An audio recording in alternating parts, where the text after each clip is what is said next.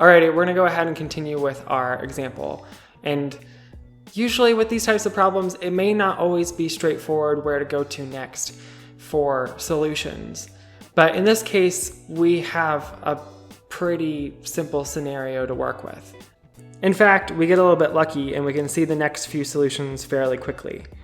1, as previously mentioned, is 2, 1. Then we've got 7, 4, and you might even be able to see right off the bat that 12, 7 is a solution.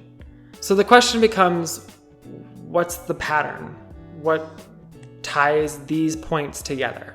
If we look at the x values, we can see that the sequence is 2, 7, 12, and the common difference here is 5, and the starting term is 2. So we can guess that 5m minus 3, where m is a natural number, will be our x term. Similarly, when we go ahead and do this with the y-coordinates, we have a common ratio of 3 and a first term of 1, so we get 3m minus 2.